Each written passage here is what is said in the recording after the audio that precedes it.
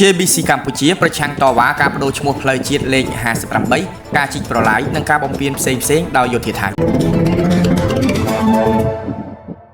គណៈកម្មការចម្រុះខណ្ឌសីមាព្រំដែនគោកហៅកាត់ថា JBC ភាគីកម្ពុជាបានតវ៉ាប្រឆាំងយ៉ាងដាច់អហង្ការទៅនឹងសកម្មភាពឈ្លានពាននិងកាន់កាប់ទឹកដីកម្ពុជាដោយខុសច្បាប់របស់យោធាថៃការបន្តធ្វើសកម្មភាពរំលោភបំពានលើបូរណភាពទឹកដីនិងអធិបតេយ្យភាពកម្ពុជាដោយបង្ហោះដ្រូន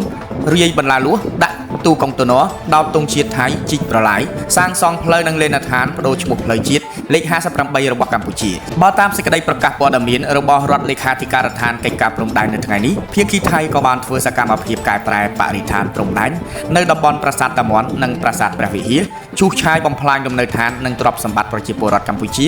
និងហាមឃាត់មិនឲ្យប្រជាពលរដ្ឋកម្ពុជាវិលត្រឡប់ចូលរស់នៅក្នុងលំនៅឋានរបស់ពួកគាត់វិញផងដែររដ្ឋលេខាធិការដ្ឋានកិច្ចការព្រំដែនថ្លែងថាសកម្មភាពទាំងអស់នេះគឺជាការរំលោភយ៉ាងធ្ងន់ធ្ងរលើច្បាប់អន្តរជាតិធម្មនុញ្ញអង្គការសហប្រជាជាតិធម្មនុញ្ញអាស៊ាន MOU ឆ្នាំ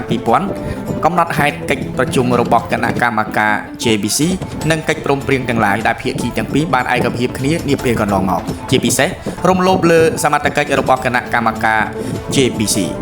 សេចក្តីប្រកាសព័ត៌មានថ្លែងថាគណៈកម្មការចម្រុះខណ្ឌសីមាព្រំដែនកម្ពុជាប្រកាន់ជំហរយ៉ាងម៉ឺងម៉ាត់ក្នុងការការពារខ្សែបន្ទាត់ព្រំដែនអន្តរជាតិកម្ពុជាថៃដែលបន្សល់ទុកដោយគណៈកម្មការព្រំដែនឥណ្ឌូចិនសៀមដោយគោរពគោលការណ៍ច្បាប់អន្តរជាតិគោលការណ៍ខ្សែព្រំដែនមិនកែប្រែគោរពអនុសញ្ញាសន្ធិសញ្ញាបារាំងសៀមផែនទីនិងកំណត់ហេតុបោះបង្គោលព្រំដែនរបស់គណៈកម្មការបោះបង្គោលព្រំដែនឥណ្ឌូចិនសៀមព្រមទាំងកិច្ចព្រមព្រៀងនិងឯកសារពាក់ព័ន្ធនានាដែលភាគីទាំងពីរបានឯកភាពគ្នានាពេលកន្លងមករដ្ឋលេខាធិការដ្ឋានកិច្ចការព្រំដែនបញ្ជាក់ជាថ្មីថា JBC កម្ពុជានឹងមិនទទួលស្គាល់នៅការកែប្រែខ្សែព្រំដែនណាមួយដែលកើតចេញពីការប្រើប្រាស់កម្លាំងឡើយរដ្ឋលេខាធិការដ្ឋានព្រំដែនអំពាវនាវដល់ជនរួមជាតិនិងសាធារណជនទាំងអស់ជឿទុកចិត្តលើរាជរដ្ឋាភិបាលកម្ពុជានិង JBC កម្ពុជាដែលប្រកាន់ខ្ជាប់នៅមនសិការវិជ្ជាជីវៈនិងការទទួលខុសត្រូវខ្ពស់បំផុតដោយតម្កល់ឧត្តមប្រយោជន៍ជាតិជាធំជាពិសេសការការពារបូរណភាពទឹកដីនិងអធិបតេយ្យភាពជាតិ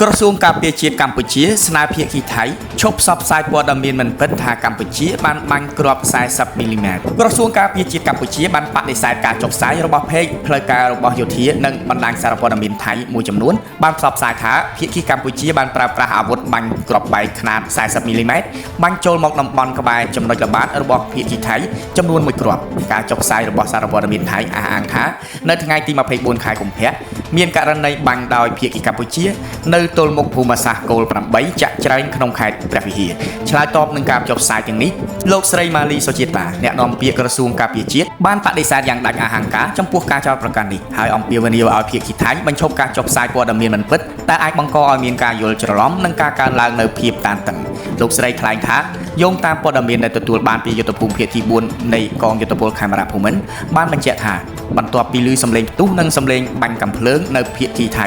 ក្រុមទំនាក់ទំនងរបស់យុទ្ធភូមិភាគទី4របស់កម្ពុជានិងកងទ័ពភូមិភាគទី2របស់ថៃបានតាក់ទងសាកសួរនិងផ្ដល់ព័ត៌មានគ្នាទៅលើករណីនេះរួចរាល់ហើយនិងបានបញ្ជាក់យ៉ាងច្បាស់ទៅកាន់កងទ័ពភូមិភាគទី2ថៃថាកងកម្លាំងរបស់កម្ពុជាមិនបានបាញ់ដោយការចោទប្រកាន់នោះទេលោកស្រីបានបន្តថាក្រសួងការពារជាតិកម្ពុជាបដិញ្ញាចិត្តយ៉ាងម៉ឺងម៉ាត់ច្បាស់លាស់ក្នុងការគោរពនិងអនុវត្តយ៉ាងពេញលេញខ្ជាប់ខ្ជួននិងប្រកបដោយការទទួលខុសត្រូវខ្ពស់បំផុតចំពោះសេចក្តីប្រកាសរួមនៃកិច្ចប្រជុំពិសេសលើកទី3នៃគណៈកម្មាធិការព្រំដែនទូតកម្ពុជាថៃថ្ងៃទី27ខែធ្នូឆ្នាំ2025សេចក្តីថ្លែងការណ៍រួមស្តីពីកិច្ចព្រមព្រៀងសន្តិភាពរវាងកម្ពុជាថៃថ្ងៃទី26ខែតុលាឆ្នាំ2025